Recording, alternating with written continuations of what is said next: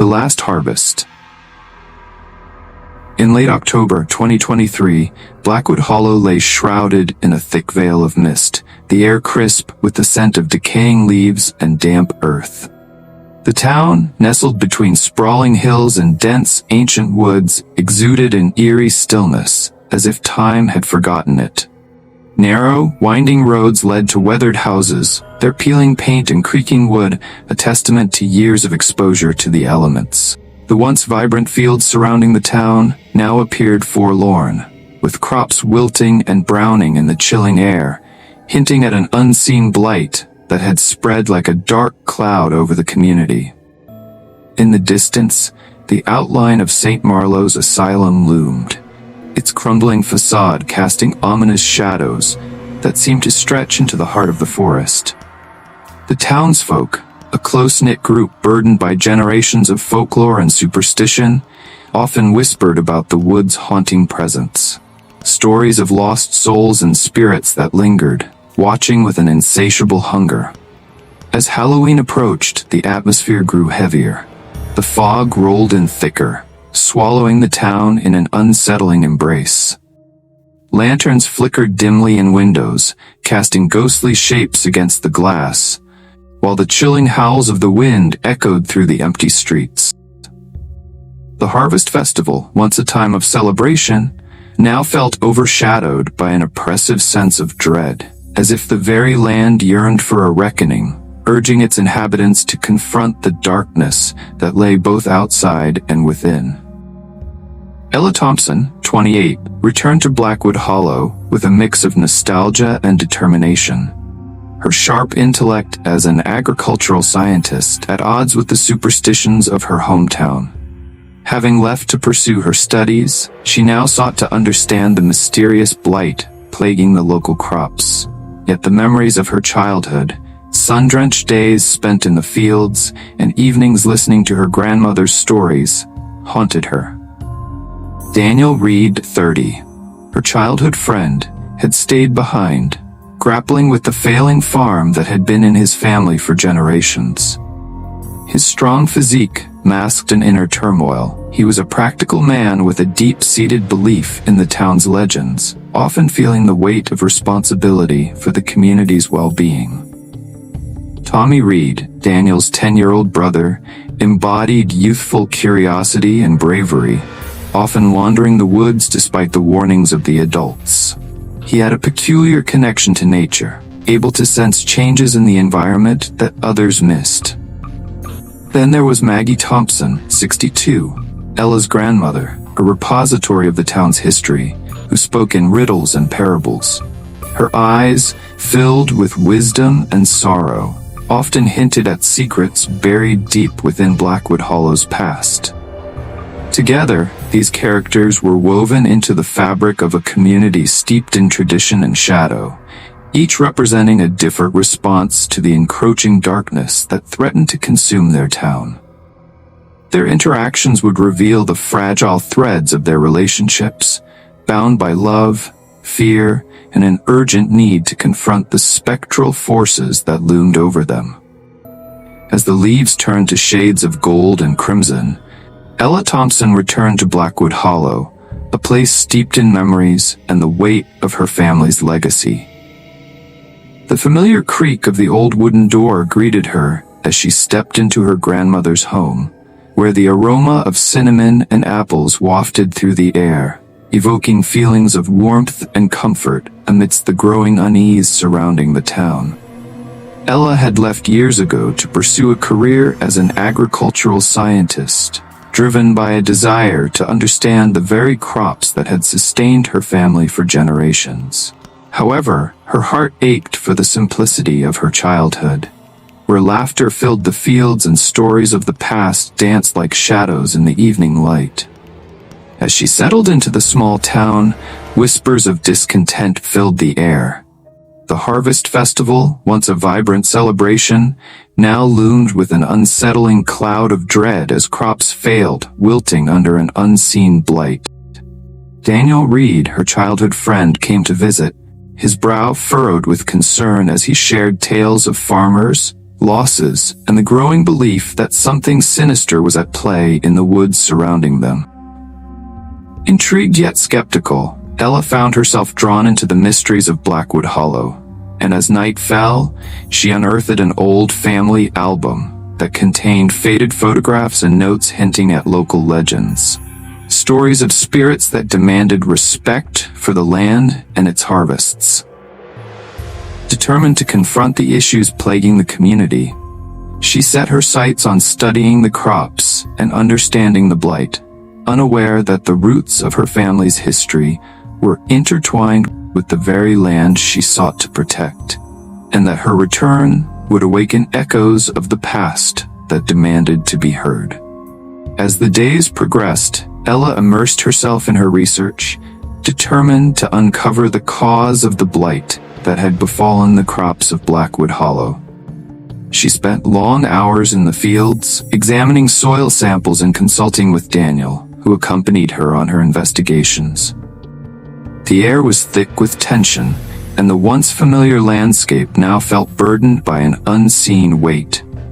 The townsfolk, once friendly and welcoming, began to cast wary glances in her direction, their unease palpable as rumors swirled about the return of the harvest ritual. Ella dismissed the whispers as mere superstition, focusing instead on scientific explanations for the crop failures. Yet every night, as she returned to her grandmother's home, she couldn't shake the feeling that something was watching her from the shadows of the woods. One evening, while flipping through her grandmother's old journals in search of clues, Ella stumbled upon an entry that spoke of a forgotten ritual performed during the harvest season, an offering made to the spirits of the land to ensure bountiful crops. Intrigued, she shared her findings with Daniel, who listened with a mix of skepticism and apprehension. He recounted the stories he'd heard growing up, tales of farmers who had ignored the rituals and subsequently faced calamity, their crops withering and their livestock disappearing without explanation. He urged Ella to take the legends seriously, recounting a recent incident in which Tommy had ventured into the woods alone and returned with wild stories of seeing shadowy figures lurking among the trees. As Daniel spoke, Ella felt a chill run down her spine, the hairs on the back of her neck standing on end. Determined to explore the woods themselves, Ella and Daniel set out one afternoon, the sun hanging low in the sky and casting long shadows that danced among the trees. The deeper they ventured, the more oppressive the atmosphere became, as if the woods were alive, holding their breath in anticipation.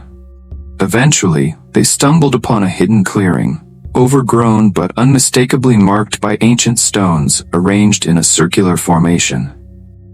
In the center lay remnants of an old altar, partially obscured by weeds and moss, where offerings once made to the spirits might have been placed. As Ella examined the stones, she found faint carvings that depicted agricultural symbols intertwined with images of harvests and sacrifices. The realization struck her like a thunderclap. The land had been neglected, the rituals abandoned, and the spirits were angry. That night, the atmosphere shifted further as Ella and Daniel recounted their discoveries to Maggie. She listened intently, her expression grave as she recalled her own childhood stories of the rituals and the consequences of neglecting them. Ella felt a growing sense of urgency. They needed to act quickly to restore balance and protect their community. The following day, Tommy, overhearing their conversation, insisted on joining their investigation, eager to prove that he could help. With his youthful bravado, he recounted his own experiences in the woods, claiming that he had heard whispers calling out to him, beckoning him deeper into the forest. Despite their initial hesitations, Ella and Daniel recognized that Tommy's unique connection to nature could provide the insights they desperately needed. As the trio prepared to return to the woods, unease settled over them like a shroud. Armed with flashlights and a renewed sense of purpose, they plunged into the depths of the forest. where the dense trees loomed like ancient sentinels. Shadows flickered and danced, creating an almost hallucinatory atmosphere. Tommy, ever brave, led the way, his youthful energy igniting a spark of hope in Ella and Daniel. Yet as they approached the clearing once more, the air grew heavy with an electric tension, as if the very ground beneath them was alive with a pulsing heartbeat. Ella's heart raced as they gathered around the altar, the chilling reality of their findings settling in. The whispers in the wind grew louder, intertwining with the rustle of leaves, urging them to listen closely, to acknowledge the forgotten past that now beckoned for redemption. In that moment, the trio realized they were not merely uncovering a mystery. They were being drawn into a deeper, darker tale, woven into the very fabric of Blackwood Hollow, where the line between the living and the spirits of the land began to blur.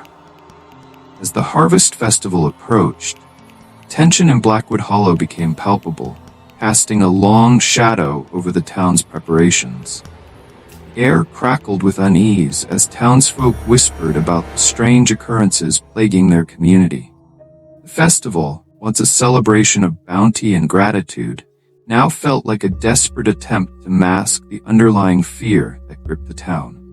Ella, Daniel, and Tommy delved deeper into their investigation, poring over the journal entries and folklore that spoke of the harvest rituals. The answers remained elusive. The more they uncovered, the more they realized that the spirit of the land was not merely a relic of the past. It was a living presence that demanded acknowledgement and respect. One chilly evening, while gathered at her grandmother's home, Ella shared her findings with Daniel and Tommy, detailing the chilling stories of those who had defied the spirits. Maggie listened quietly, her eyes reflecting a mixture of sorrow and wisdom. "The land is unforgiving," she murmured, recalling how generations of farmers had relied on the rituals to ensure their survival. "When we forget our history, we invite the darkness." Her words weighed heavily on Ella, igniting a flicker of determination within her. They had to act before the festival, before the spirits could claim what they believed was rightfully theirs. Determined to confront the spirit and seek its forgiveness, Ella proposed they conduct the ritual in the clearing where they had discovered the altar. Daniel hesitated, fear flickering in his eyes. "What if it's too late?" he asked, his voice barely above a whisper. Ella, resolute, insisted that they could not stand idly by any longer. Tommy, his youthful spirit unyielding, agreed to help, urging his brother to trust in their ability to restore harmony. As they prepared for the ritual, gathering offerings of fruits and grains, Ella felt an overwhelming sense of urgency, as if the very land was urging them to act before the darkness consumed them all. On the night of the Harvest Festival, as the townsfolk gathered to celebrate, Ella, Daniel, and Tommy slipped away into the woods, guided by the flickering light of their lanterns. The atmosphere grew heavier with every step, the air thick with the sense of earth and decay. As they reached the clearing, the moon illuminated the altar, casting an ethereal glow that made the stones seem to pulse with life. They placed their offerings on the altar, each item a token of their respect for the land and its spirits. As they began to chant the words they had gleaned from Maggie's journals, a low rumble echoed through the trees, vibrating in their bones, and the whispers they had heard before transformed into a chorus of voices, both mournful and demanding. Suddenly, a figure emerged from the shadows, ethereal and cloaked in darkness, its eyes glowing with a fierce intensity. Ella's heart raced as she faced the spirit of the land, an embodiment of all the histories and sacrifices made in its name. "You come seeking forgiveness?" The spirit's voice echoed, both beautiful and terrifying. Ella, trembling but resolute, stepped forward. "We honor your sacrifice and seek to restore the balance we have neglected." Spirit's gaze bore into her, revealing visions of the town's past, of families thriving and rituals honored, but also of neglect and lost traditions. With each heartbeat, the ground beneath them vibrated, as if the earth itself was alive with ancient power. In that moment, the revelation struck Ella with overwhelming clarity. This was not merely a confrontation with a spirit. It was a reckoning with the community's history and the consequences of their actions. The spirit revealed the truth of the blight, manifestation of anger and despair, born from generations of neglect. Townsfolk had forgotten the land and its needs, and in their apathy they had sealed their fate. As the spirit's voice resonated in the air, Ella understood that to heal the land, they needed to rekindle the bond between the community and its roots.